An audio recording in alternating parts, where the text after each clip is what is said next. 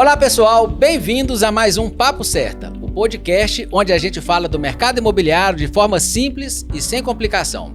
No episódio de hoje vamos falar sobre um assunto que trava muitos sonhos: nome sujo e dívidas. Como regularizar essa situação para conseguir alugar ou comprar um imóvel?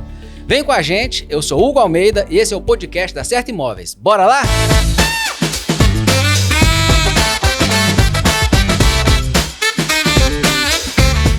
Hoje no Papo Certa a gente recebe uma consultora de crédito e especialista em negociação de dívidas e capital de giro para negócios.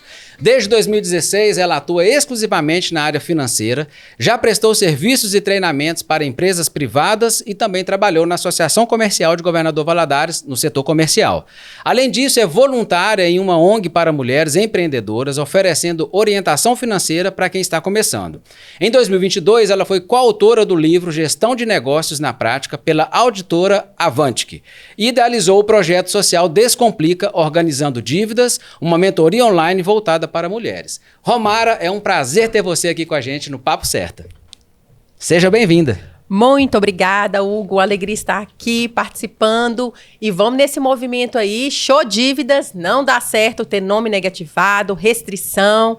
E agora é a hora da gente transmitir, compartilhar informações que são importantes para sair desse estado de dívidas e realizar os sonhos. No nosso mercado imobiliário, né, a gente lida aí com aluguel e venda o tempo todo, e uma das coisas que mais, às vezes, trazem dificuldade para o cliente, né, para a realização desse sonho da casa própria, a realização de alugar um imóvel, né, para si, é justamente essa dificuldade da negativação. Sim. Como é que está esse mercado? Como que você vê? Algo que você atua constantemente, todos os dias, você lida com isso, né, diariamente. Como que você vê a realidade desse mercado hoje? Eu entendo que a inadimplência, ela acompanha muito o cenário do Brasil, principalmente a questão política e econômica.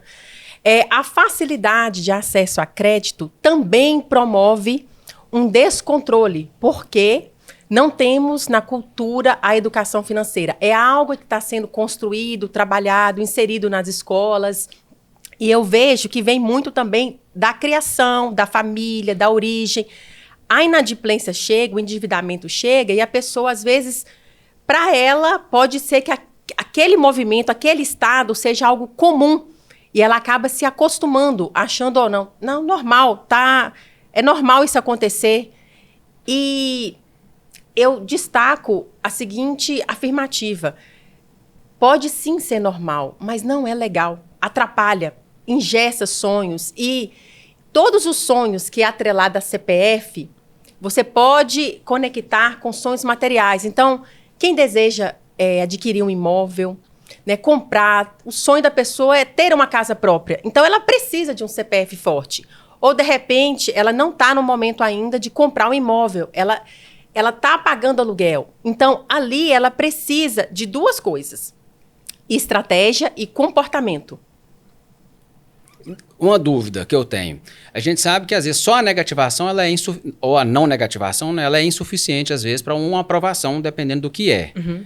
A gente vê hoje falar muito em questão de score, Sim. Às vezes você faz ali, né, uma pesquisa e tudo. Como é que você orienta as pessoas a ter essa aprovação mais facilitada no mercado financeiro? O que é necessário a pessoa, o comportamento, que é o que você disse aí, né? Sim. Eu gosto de dividir entre estratégia e comportamento, porque a linguagem de uma consultora de crédito, apesar de estar inserida no financeiro, ela é diferente do educador. O educador financeiro, ele vai trabalhar ali com planejamento, com organização, com hábito, vai ensinar você a adquirir algo de forma bem estruturada. Então, a longo prazo. E a consultora de crédito, ela já vai para outra linha. Ela é do incêndio, do imediatismo, de resolver as coisas mais rápido mesmo. E o que acontece quando eu falo estratégia e comportamento? Vamos supor vamos colocar situações reais, porque na prática, a prática é diferente da teoria. No papel tudo é lindo, mas no dia a dia vai mudando.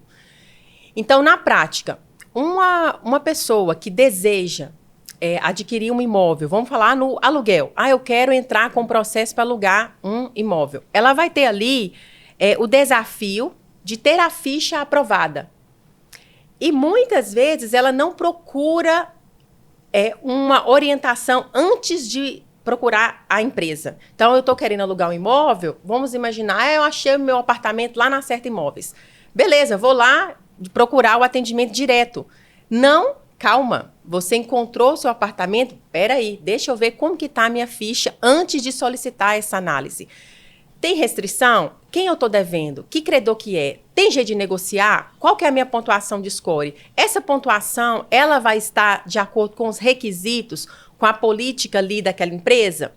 O que acontece? As pessoas, no impulso, no imediatismo, lança a ficha, acaba acontecendo a reprovação, e aí, quando busca uma orientação para corrigir a situação, o tempo é assim, não dá. Ela quer um imóvel rápido, e eu não vou conseguir atender na velocidade que ela precisa, porque existe ali um tempo de análise, um tempo para poder, vamos dizer assim, criar um novo histórico para que aquela ficha possa ser aprovada. Quando a gente fala de locação, é muito rápido, né? Muito dinâmico. Sim. Tanto para você querer alugar, porque normalmente se você está procurando um imóvel para alugar, você quer ele mais rápido, Sim. quanto para outros alugarem. Então, Sim. o imóvel disponível também é muito dinâmico. Quando a gente fala de venda, é uma jornada um pouco maior. Sim. Eu vejo que, às vezes, as pessoas não se preocupam em se preparar para comprar um imóvel, que é justamente o que você está falando, né?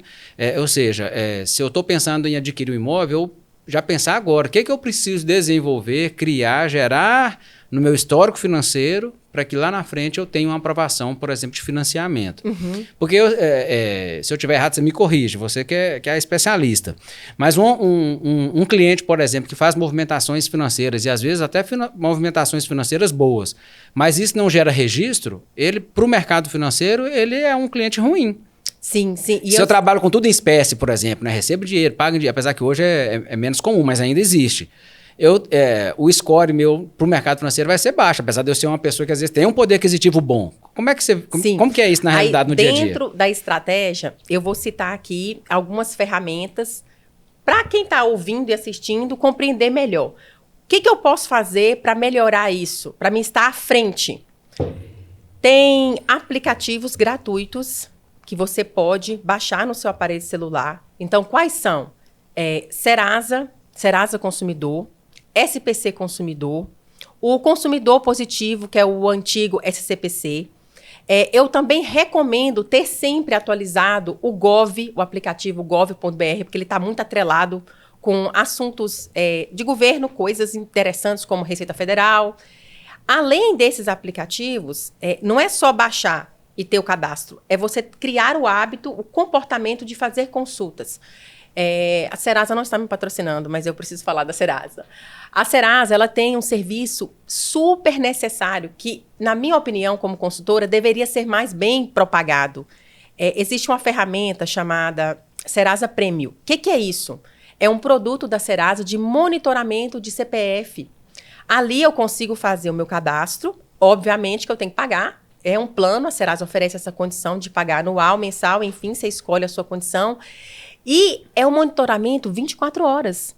Se alguém consultou o meu CPF, chegou a notificação no meu celular. Semanalmente, a Serasa me manda um relatório para me saber como que tá. Se aparecer um aviso de negativação, eu fico sabendo. Então, o que é isso? É uma estratégia preventiva antes que as coisas aconteçam. Eu já tenho acesso à informação. E por que isso é importante? Porque você está tendo controle.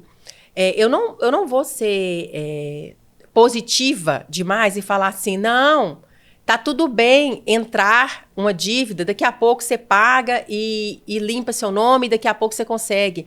A questão é que aquilo ali vai criando um histórico. E todo histórico negativo, ele fica registrado, mas também o controle, né, o histórico positivo, ele também fica registrado. Então, vai existir uma balança aí de equilíbrio. Você pagou, essa informação do pagamento, ela entra aqui no cadastro positivo. E isso influencia até na pontuação, porque ali, na análise, quando a empresa consulta o CPF, ela vai ter uma resposta ali de uma inteligência artificial, de um sistema de informação que captou diversas informações, entregou ali um resultado para que aquela empresa bata o martelo. Às vezes a pessoa fala assim, Romara, meu nome está limpo, eu não devo ninguém, E eu mesmo assim não consigo cartão de crédito, eu não consigo aprovar a locação do meu imóvel, ou eu não consigo um financiamento. Não é só ter o nome limpo. Existe aí, na verdade, um histórico que precisa ser bem analisado, avaliado, algo do passado que você precisa resolver, que você, de repente, até mesmo esqueceu, mas eu preciso voltar no passado, resolver o passado, para mim ter êxito no presente e alcançar o sonho do futuro. E o que é normal nas experiências que você tem aí? O que é normal de ter clientes, por exemplo, igual você disse aí, que às vezes hoje não tem um nome sujo, ou seja, ele está adimplente, se você consultar lá não vai ter nada negativado, mas que ao mesmo tempo tem às vezes a dificuldade de alguma aprovação e quando você fez ali, né, a consultoria, essa análise, você identificou que era isso, isso e isso. Sim, então eu vou te dar casos reais. Eu não posso falar que existe uma regra geral. Por quê? O histórico financeiro ele é individual. Eu tenho um histórico que é baseado na minha realidade, a minha capacidade, a minha história de vida. Você tem o seu. Então, não tem uma regra padrão que vai enquadrar nós dois. Por isso que a consultoria, ela é para a pessoa, ela é bem individual. Exemplo, nesse sentido que você está falando. A pessoa que no passado fez um financiamento de carro, ela fez a quitação do carro com desconto. Vamos imaginar. Faz de conta que naquela época teve busca e apreensão, ela estava apertada, aí teve a oferta para ela pagar o carro com desconto, ela foi lá, pagou, o nome ficou limpo e ela seguiu em frente. Só que aí agora ela precisa financiar um imóvel. E quando ela vai entrar com esse processo de financiamento, a instituição financeira ela vai olhar o seu histórico de 5 anos e, dependendo do valor do imóvel, puxa para mais tempo. Aí você fala assim, Romara, mais tempo quanto? Essa informação eu não tenho como te afirmar, porque é uma política interna. Cada banco tem a sua regra e o seu critério interno. Então, eu não tenho acesso a essa informação de tempo a mais. Eu posso afirmar a regra padrão dos 5 anos. E aí, lá nesse histórico, eu identifiquei que pagou com desconto e, por acaso, a empresa esqueceu de dar baixa internamente nessa restrição. O que acontece? Apareceu ali para mim, eu identifiquei, eu vou notificar essa empresa. Eu vou notificar, falar, olha, identifiquei tal apontamento, a dívida foi paga tal, não consta mais a restrição e não foi dado baixa internamente. Essa informação está sendo apontada no Banco Central, está prejudicando a análise. Então, existe aí um trabalho extrajudicial, uma comunicação, a parte administrativa, burocrática, que ela é necessária. E ali, com o retorno, eu já consigo antecipar, dar um passinho mais à frente e até mesmo orientar o cliente o próximo passo. Tem situações que são assuntos do dia a dia, corriqueiro, mas tem coisas que também envolvem família. Por exemplo, Hugo, eu falei para você aqui uma situação de estratégia. Também já citei para você de comportamento, que é baixar os aplicativos. Mas tem situações que quando a gente fala assim, tem garantia onerosa, eu preciso locar um imóvel. Já aconteceu isso comigo. Eu não vou dar exemplo como se fosse para mim, para as pessoas entenderem melhor. Eu quero alugar um imóvel, mas meu nome está sujo. Eu vou pedir a minha mãe. Ô mãe, aluga para mim este imóvel, põe no seu CPF que o meu não está legal. Aí a mãe vai lá, faz a ficha é aprovado e a mãe fica sendo a titular do contrato. O que acontece? A responsabilidade do pagamento não é da mãe, porque foi combinado entre elas que o pagamento seria da filha. No caso, mãe, eu vou pagar. Uhum. No decorrer dos meses, eu atraso. E aí começa ligação, notificação, né, para a mãe. Porque a mãe é a titular do contrato. A imobiliária, a empresa, ela não quer saber. O que vale é o que está ali no papel. Os combinados internos não é da conta. E aí começam os conflitos familiares. Aquilo ali traz desgaste, tanto emocional como também desgaste de tempo mesmo, porque tem que, às vezes, descapitalizar, deixar de pagar alguma coisa para priorizar, porque aquilo ali está no nome. Aí negativa, aí quando negativa, dependendo do relacionamento que essa pessoa tem, vai impactar direto na conta. Por exemplo, tem determinados bancos que quando há registro de negativação, cancela o cheque especial. Diminui o limite do cartão de forma preventiva. Aquele banco, ele está te monitorando e ele conhece seu comportamento. Se ele vê ali, se ele identificar que, opa, entrou uma negativação, vamos reduzir o limite do cartão. Porque essa pessoa está entrando na inadimplência. Uhum. Isso é muito ruim para o titular. Por que que é ruim? Porque ter limite do cartão para a situação do Brasil, quando você utiliza o cartão de forma consciente, é vantagem. Você consegue ali adquirir coisas de forma planejada, é fazer uma viagem, comprar um eletrodoméstico que é mais caro. Eu vejo muitas pessoas falando assim, nossa, eu quero comprar uma geladeira, uma TV, que é algo que tem um preço que de repente, para aquela pessoa é difícil ela comprar à vista. Então, ter um limite de cartão é algo que você tem que proteger, tem que cuidar, tem que ter zelo. Você acha que o perfil do brasileiro nesses últimos anos tem mudado nesse sentido? De estar mais atencioso à questão do nome, de se preocupar com isso, ou você acha que não? Sim, mas essa preocupação ela tem uma faixa etária. Eu percebo que a geração que tem aí entre 30 a 60 anos, que é uma geração que ainda está buscando, 60 anos ainda está buscando, hoje, atualmente, 60 anos ainda está buscando realização de sonhos materiais. Eu vejo que eles têm uma consciência sobre a questão do CPF, da importância de ter o nome regular para poder adquirir coisas. A geração mais jovem, ela já é uma geração que ela não preocupa com isso. Tanto que eles querem investir, fazer aplicações, não tem essa preocupação se o banco liberou um limite alto, mete o pé, vai gastar mesmo, e se a fatura chegou no valor, parcela. Essa preocupação com o histórico, né, eu percebo na prática que não tem. Só que é aquele negócio, né, Hugo? Eu estou falando com você aqui baseado numa experiência de trabalho real do meu dia a dia. Talvez numa pesquisa, num estudo mais aprofundado, o resultado é outro. Se aumentar, talvez, né, o diâmetro aí, né, da pesquisa vai mudar um pouco, porque às vezes até para a região que a gente está pode ser uma realidade diferente, talvez, do que a realidade nacional, né? Sim. Mas é isso mesmo, né? É o que você está dizendo. Eu também eu vejo dessa forma, eu vejo que os mais novos e a geração mais nova que está aí tem menos preocupação com o nome. Eu acho que tem muito a ver também com a forma de lidar com as circunstâncias. A gente falava muito assim, antigamente era no fio do bigode, né? Sim.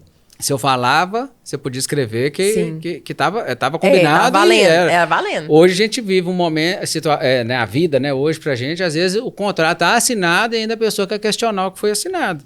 Sim. Não, eu não autorizei, eu não fiz, não, mas tá aqui, tá assinado. Não, mas é porque eu não entendi naquela época que era isso, que era dessa forma. Então hoje a gente vive uma circunstância, eu vejo isso também, de que o nome, né, talvez não é tão importante como era há tempos atrás.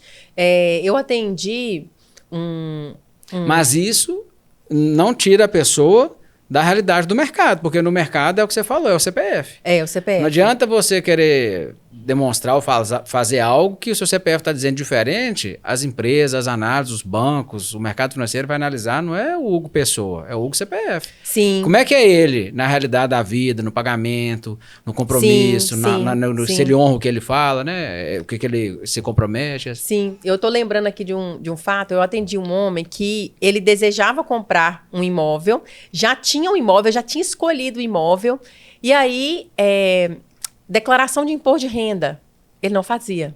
Movimentação dele, geralmente era dinheiro. Ele, na cabeça dele era assim, eu não vou ficar movimentando dinheiro no banco demais não, porque eu vou pagar muito imposto. E aí, ele não tinha o valor para comprar o imóvel todo à vista, ele queria fazer esse processo de financiamento. As coisas que ele comprava nem estavam no nome dele. Então, quando eu fui acessar o cadastro positivo, que é uma ferramenta que a gente utiliza na consultoria, não tinha histórico. Então, eu tive que trazer ele à consciência, mostrar para ele, olha, vamos declarar o imposto de renda, vamos começar a montar esse histórico, vamos aparecer? Você tem que ser exibido, você tem que aparecer, o banco está te enxergando, mas as pessoas precisam te enxergar ali na análise de crédito. Eu vejo, no nosso dia a dia lá, eu vejo muito isso. Às vezes, pessoas que você conhece, sabe que são pessoas que têm poder aquisitivo bom, que têm, às vezes, até patrimônio, mas você pega a declaração de imposto de renda, por exemplo, não tem nada. Isso aconteceu agora, ontem. Eu vendo o cadastro de um cliente e o cliente apresentou matrícula de imóvel e o imóvel não está na declaração de imposto de renda. Sim. Eu vejo pessoas que estão com pouca orientação nessa questão fiscal, financeira, para poder entender. Olha, é o que você disse, precisa ser exibido, né? Para você poder ter um cadastro aprovado e você conseguir crédito, você tem que comprovar pelos documentos oficiais ou legais que você tem condição, que você tem poder aquisitivo, senão você não consegue aprovação. Simples, né? Tem algumas situações que a minha empresa também faz financiamento.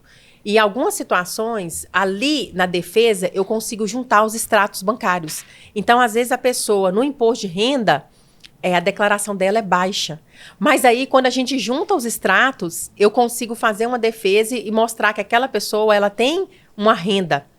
Mas isso só vai acontecer se ela tiver a movimentação na conta. Se não tiver, não tem como ajudar. Tem como fazer com que a realidade, né? Às vezes eu posso até não ter a declaração de imposto de renda, mas se eu consigo comprovar de demais formas, funciona. No seu dia a dia, qual foi o caso assim mais... como é que eu falo? Primeiro, o mais inusitado, assim, que você pegou e que foi diferente. Foi uma situação assim que você viu que não era comum. Olha, para mim foi importante, porque eu atendi uma família. Foi um casal, eles me acionaram de forma online. E aí, o homem, 50 anos, e ele falou que o sonho dele era comprar uma casa, que ele tinha achado a casa, e que a casa era maravilhosa. E ele ficou falando da casa, os detalhes da casa. Tá, então, e aí? O que tá te impedindo de comprar a casa? Ele tinha relacionamento com um determinado banco, não teve essa aprovação. E aí, na consulta do CPF... não tinha restrição. E eu falei assim, olha, tem alguma coisa errada. A gente tem que mergulhar águas mais profundas para a gente ver o que está acontecendo. E o interessante é que ele trabalhava de carteira assinada, CLT. Então, ele tinha uma grana no fundo de garantia que dava para dar uma amortizada, dar uma entrada. Ia ficar bem bacana. A parcela ia ficar dentro da condição, da realidade dele. Tudo assim, tudo lindo, tudo casadinho. Eu falei, então tá, então beleza, o que nós vamos fazer? E aí, mexendo, eu descobri que a esposa dele tinha um histórico ruim. Só que não existia comunicação entre o casal.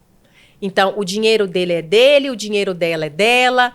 Quando tinha situações de gastou demais no cartão, não tinha essa comunicação. Ele sabia quanto que ela ganhava, ela também sabia, mas só sabia quanto que ganhava. E tinha aquela coisa, né? Aquele combinado entre o casal. Ó, você paga as contas da casa, eu pago aqui as coisas das crianças e tá tudo certo. Cada um administra o seu. Cada um administra o seu. Só que ali, naquela situação, reunião com o casal, que eu vi que o dele tava tudo ok e eu identifiquei que ela não tava legal, eu precisei conversar primeiro com ela, individual, porque mostrar para ela que ali era o sonho da família. E que ela eu não poderia abrir a vida dela para o marido dela. Ela tinha que fazer isso primeiro. Em um segundo momento, seria eu. E foi uma situação, assim, que envolveu ali muita emoção, delicado. Você tinha que ter, assim, um cuidado com as palavras. E ele estava tão confiante em mim que ele fez uma procuração para eu representar ele. Eu falei assim, não, Romara, você vai fazer tudo para mim. Eu falei, gente... ele está confiando tanto em mim, eu não posso decepcionar a confiança dele. E aí foi uma novela para eu conseguir convencer essa abençoada mulher a se abrir com o marido dela. Eu falei, não, vai no restaurante, vamos num lugar assim, não conversa em casa, não. Criar toda uma história para ela conseguir destravar. E ela conseguiu falar. E foi muito bom. Eu fico até emocionada de lembrar esse dia. Porque foi uma mudança no casal. Eles se uniram, se fortaleceram. Resolvi os negócios dela, eu resolvi... Foi mais fundo, né? Nossa! Do que só resolver um problema financeiro, Exatamente. de se abrir, de conseguir um financiamento, mas foi um problema de relacionamento. Resolvemos as pendências, fizemos os cadastros, usamos as ferramentas necessárias. Foi uma renovação para aquele casal. Eles adquiriram a casa, deu certo o financiamento, me convidaram para o churrasco de inauguração. Foi muito bacana, muito bacana. Eu vejo muito isso mesmo, você está falando aí, né? Quando a gente fala de financeiro, não é uma questão muito só de número, né? Uhum.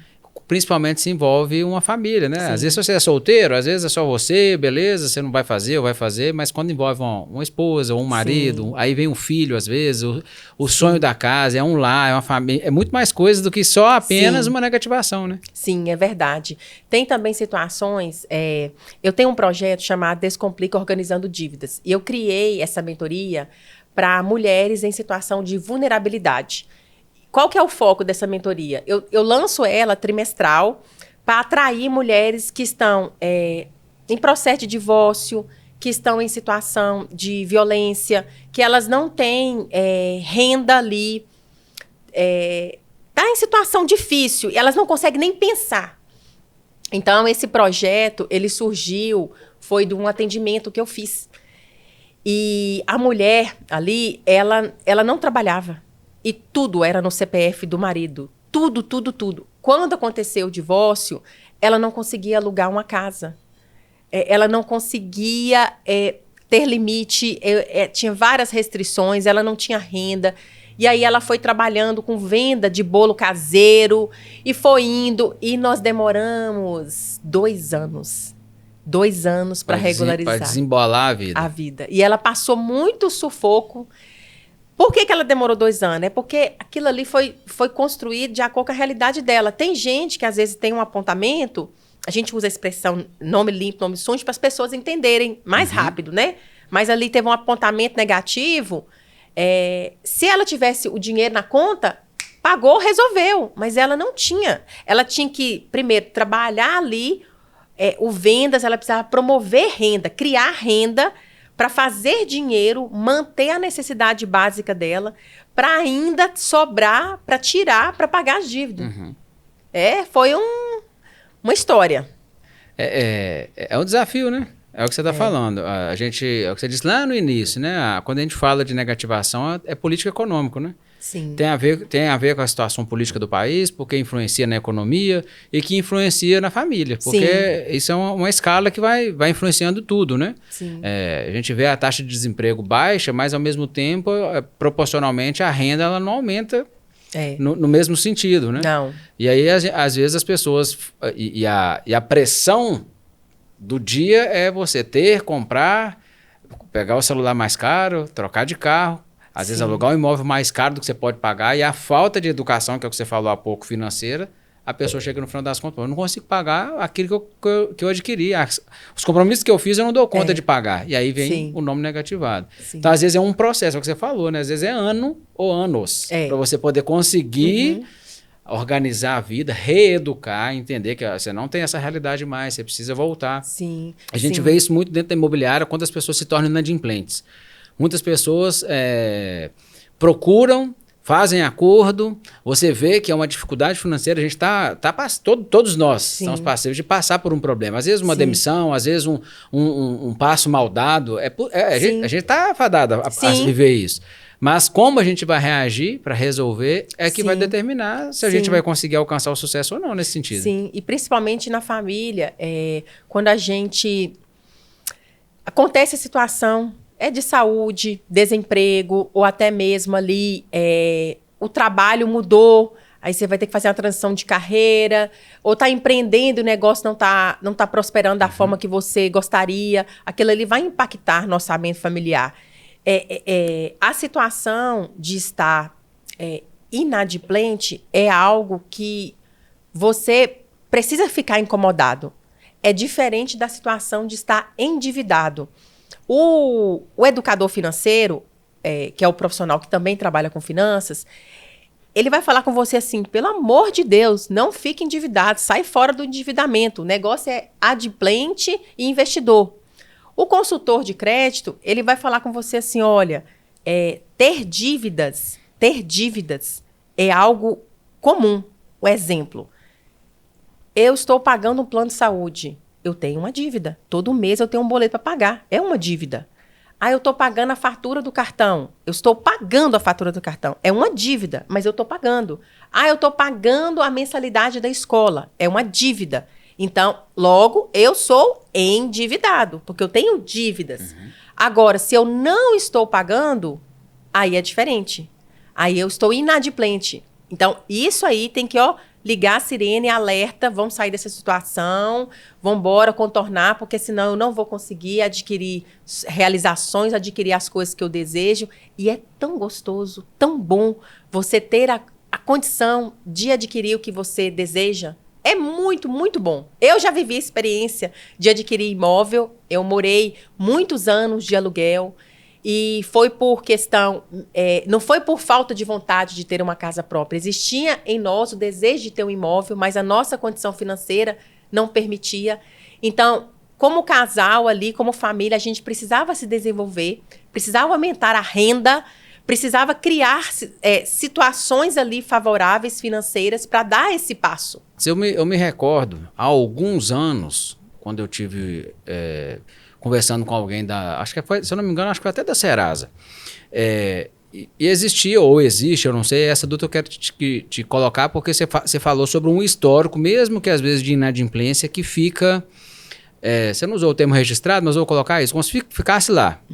E eu me lembro, nessa fala, que quando você foi negativado e você pagou, aquela negativação ela não consta em nenhum tipo de consulta. Isso. Isso é proibido. Consulta pública. Não pode constar lá, por exemplo, o Hugo já foi negativado por isso aqui, por esse valor, por isso tudo. Isso não pode constar. Sim.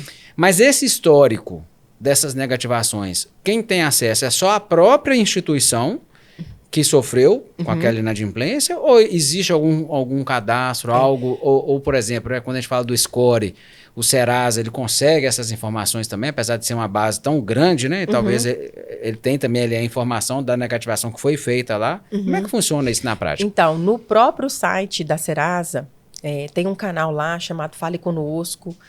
Lá tem várias perguntas e respostas para tirar dúvida, e essa pergunta sua tem algo semelhante a ela lá. E o que o site informa? Que há um relatório que fica no sistema interno por 6 meses. E você, consumidor, pode fazer a solicitação da exclusão. Você faz o pedido online e a Serasa te atende. Ela tem um prazo de atendimento. Essa é a informação que consta lá no site, atualmente. O que eu sempre oriento nas consultorias? Assim que a gente faz, atende essa etapa de negociação, passou, resolveu tudo, limpou o nome, eu já entro com um pedido. Já é automático, eu já faço essa solicitação, porque esse histórico, ele fica interno, empresas não têm acesso, mas isso, na análise de crédito, influencia. Porque empresas não têm acesso, mas o sistema bancário, ele é amplo e ele tem acesso a ferramentas que nós não temos. Então, eu sempre solicito. Então, é recomendado para alguém que teve inadimplência. Sim. E zerou ali, né? Pagou tudo, fazer esse processo para que ele possa ter a gente tem usado o termo score, porque eu acho que isso está meio que geral, né? Para ter o score dele melhorado, então.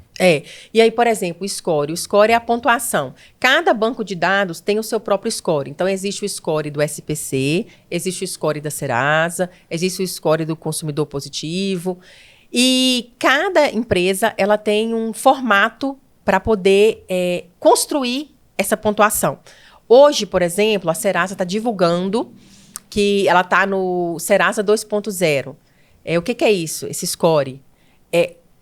Apareceu uma restrição no seu CPF, você fez a quitação dentro da plataforma da Serasa, através do Pix, automaticamente a sua pontuação, instantaneamente, ela é modificada. Essa função, essa que a Serasa colocou, foi recente, foi para incentivar as pessoas a pagar as dívidas mais rápido. Então, a Serasa, por ser o maior banco de dados da América Latina, ela tem essa criatividade E também condições de investir numa publicidade para poder atrair as pessoas e empresas para estar lá naquela plataforma. Às vezes a pessoa fala assim, Hugo, eu tenho uma dívida, mas eu consultei na Serasa e não consta. Como eu quero pagar aquela dívida, mas não está lá na Serasa. É bom esclarecer isso.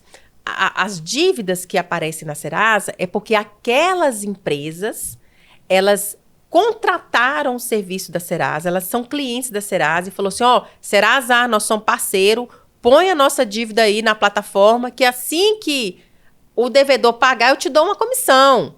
Funciona assim. Então, as empresas que estão lá são parceiras da Serasa. Como que eu vou saber quem eu estou devendo? Primeiro, aí você tem que voltar lá, acessar seu HD. Quem eu comprei? Porque no sistema de consulta vai estar registrado o que foi negativado. Então, o credor que registrou está lá. Mas tem dívidas que você fez que pode ser que o credor não tenha negativado. Então, compete a você procurar esse credor e fazer a negociação. Hoje, além dessas plataformas, tem ainda o protesto. Tem o cartório, né? o cartório de protesto. Então, existe o site oficial que você faz a consulta lá de forma gratuita, mas também você tem a opção de acionar diretamente o cartório e verificar. Tem dívida, por exemplo, que não vai aparecer ali na plataforma da Serasa, por exemplo, mas vai estar o detalhamento no cartório. Uma mudança que teve, por exemplo, que você está falando aí de protesto, a CEMIG, por exemplo, começou a fazer protesto.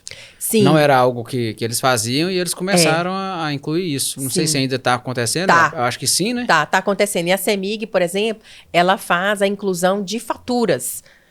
Às vezes, por exemplo, a pessoa faz um parcelamento. Não vai ter o parcelamento integral, o contrato do parcelamento. Vai ter a parcela em atraso. E essa negativação da CEMIG, por exemplo, ela é algo muito ruim.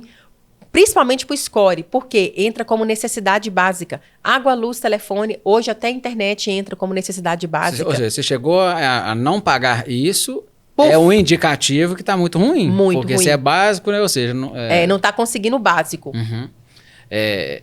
Eu vejo isso. Aqui em Valadares também, a prefeitura também começou a fazer isso, com o IPTU e taxa de lixo. E é o cuidado que a gente tem que ter, de zelar por essa organização financeira, né, que a gente tem. E fica também, Hugo, bem oneroso para o devedor. Porque, por exemplo, hoje, o credor, a empresa que, por exemplo, leva um título a protesto, ela não tem despesa. Chegou lá, né, se ela tem um convênio, um cadastro na plataforma, ela faz de forma online, não tem despesa para ela. Só que o devedor, ele tem que pagar o credor e pagar ainda as custas do cartório. Então, a dívida ali, que ele vai pagar o valor principal, mais juro, mais mora, e se tiver, de repente, honorários extrajudicial ou judicial, dependendo do tipo de contrato, e ainda as custas do cartório. Acaba que a dívida fica maior. É mais fácil você procurar o credor. Sim. Fazer um acordo, explicar. Sim. A gente vê isso pouco. Pelo menos no nosso mercado eu vejo isso que deveria ser mais assim, proativo. Não esperar, não tem como pagar. Agora, eu vou ter que atrasar, vou ter que ser inadimplente. Mas eles procuram, faz um acordo, eu não consigo te pagar os 1.000, mas eu consigo te pagar 3 de 350. Sim. E aí você, às vezes, evita a inadimplência, né? Sim. Me fala uma coisa, mudando um pouquinho aqui dessa questão da inadimplência. Na sua experiência que você tem, se você pudesse dar algumas dicas de o que fazer para poder ter um bom score, o que fazer ou como se comportar, talvez seria a melhor pergunta seria isso. Como se comportar para que o seu score seja uma boa numeração, bem atraente para que quando você precisar do crédito, você tenha esse crédito disponível. Então, primeiro, fazer o cadastro no Serasa, consumidor, que é importante. Se você tiver a condição financeira de contratar o serviço Serasa Premium, vai ser de grande valia, porque é um monitoramento que é importante você ter, meio que um controle. Cadastrar em débito automático, conta de água, luz, telefone, débito automático. Ativar no seu aplicativo de banco o DDA. O DDA é aquele serviço que o banco mostra para você todos os boletos que estão registrados, débito direto autorizado. Exatamente. E existe também, dentro do aplicativo do banco, uma ferramenta chamada Opfinance, que é um compartilhamento do seu relatório. de movimentação. Uhum. Você pode escolher até o período, o prazo que você quer deixar esse compartilhamento disponível. E você escolhe o banco. Então, por exemplo, eu sou cliente do Banco Itaú. Aí eu quero compartilhar toda a minha movimentação do Itaú com o Sicoob. Isso é legal. É bacana ativar esse serviço e ele é gratuito. Por que que isso é importante?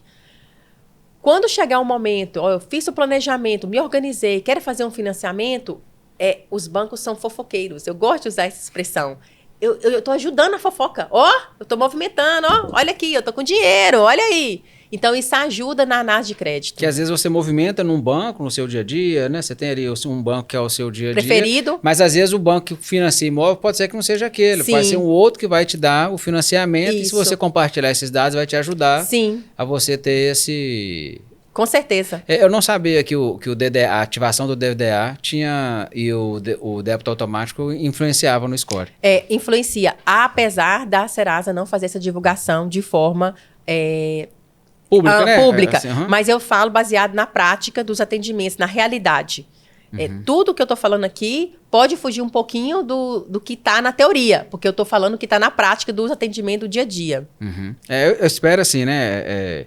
A ideia nossa, né, de trazer esse conteúdo é porque é uma realidade hoje do brasileiro, né? A gente vê que mais de 70 milhões de brasileiros têm problema de negativação. E o que a gente espera é que as pessoas procurem resolver isso, né? Porque é o que você disse há pouco aí também. Às vezes, quando você menos espera, você vai precisar. E às vezes, quando você precisa de imediato, você não consegue resolver tudo imediatamente. Você precisa de um tempo, igual o exemplo que você deu, 2 anos, para você poder conseguir resolver uma coisa que estava complicada, para poder colocar em dia. E aí agora eu ter, né? Ou seja, um crédito aprovado. Seja para você poder, às vezes, alugar um imóvel, comprar um imóvel, ou às vezes adquirir algo, né? Um carro, sei lá, né? Fazer algo que você precise de crédito. Eu lembrei aqui, Hugo, tem uma situação que é bem legal também. Às vezes a pessoa não está devendo, não ficou com o nome sujo, mas ela não consegue crédito. Ela tenta cartão e não aprova. E não tem nada. Tá tudo certinho. Ela fala, meu Deus, não tem nada. O que eu recomendo? Algo que funciona, que eu vi na prática que funciona. Se ela fizer uma aplicação no banco que ela tem relacionamento para liberar limite do cartão. Tem essa função, os bancos hoje, principalmente os digitais, funciona assim. Você pega um dinheirinho ali, faz uma aplicação e essa aplicação é convertida em limite de cartão de crédito. Aí você coloca assim uma meta, eu vou pegar esse cartão e vou utilizar só para supermercado. Eu vou fazer só compra com esse cartão. O que acontece? À medida que você for utilizando, fui lá, fiz o pagamento. Gastou 1.000, paguei 1.000. Pagou 1.000. Gastei 1.000 de novo, paguei 1.000. Isso. E ali o dinheirinho está lá aplicado, porque o banco está entendendo que você cumpriu, você pagou, você não precisou resgatar aquela aplicação. Você honrou. Aquilo ali constrói um histórico. Demora mais ou menos uns 3 meses. Para já começar... Opa! Liberar o limite. Eu falei com você que os bancos é fofoqueiro? Fulano aqui tá pagando direitinho, vambora liberar limite, aí começa. E aí fomenta e eu vejo isso, os cartões de crédito, eles costumam liberar limite de forma até automática. Às vezes você nem pede, eles te dão mais limite porque você está mostrando se é uma pessoa que consegue administrar. Ou seja, você gastou tanto e pagou tanto, gastou tanto, paguei o tanto de novo. Daí a pouco eu vou dar um pouquinho mais de limite para esse rapaz aqui porque ele tá com a vida financeira em dia, né? Isso mesmo. Romara, nós estamos chegando ao fim desse episódio. Quero muito agradecer a sua presença aqui. Eu tenho certeza que muitas pessoas vão ter, né, clareza com relação a essa questão da inadimplência, da negativação e entenderem que quando você quer buscar crédito, isso não é da noite para o dia. Se você não construiu isso antes, você precisa construir agora. Isso. Né? E a experiência que você tem, né, no mercado, então, né, algo que a gente queria deixar aqui para a nossa audiência é isso. Se você quer se programar e está pensando, seja alugar um imóvel, seja comprar um imóvel ou qualquer outra coisa, né? E você vai precisar de crédito, porque às vezes você não tem essa reserva, você precisa se organizar agora, para daqui, com a estratégia correta, né? Com a assessoria correta, com a consultoria correta, para você trilhar essa jornada e quando for chegar a hora, você está apta a conseguir o crédito que você quer no mercado. Realizar o sonho. Muito obrigado pelo seu tempo aqui com a gente e eu tenho certeza que foi muito bom para todos aqueles que estão nos ouvindo. Muito obrigada, Hugo. Agradeço a audiência, quem está ouvindo, quem está assistindo. Sugiro para vocês adicionar ali no Instagram, romara.consultora de crédito. Ótimo. Siga a Romara que vocês vão gostar bastante do conteúdo. Obrigada. Esse foi mais um Papo Certa, o podcast da Certa Imóveis. Aqui a nossa missão é simples, transformar informação em clareza, experiência em aprendizado e conversa boa em inspiração para quem vive o mercado imobiliário, seja o cliente, investidor, corretor ou parceiro. Se esse conteúdo fez diferença para você, não esquece de se inscrever, deixar o seu like e compartilhar com quem também precisa estar por dentro do que realmente importa no nosso setor. A gente se vê no próximo episódio, sempre trazendo temas atuais, insights práticos e histórias que aproximam você do mercado imobiliário e de um jeito leve, direto e sem enrolação. Papo Certa, o jeito certo de falar sobre o mercado imobiliário. Até a próxima!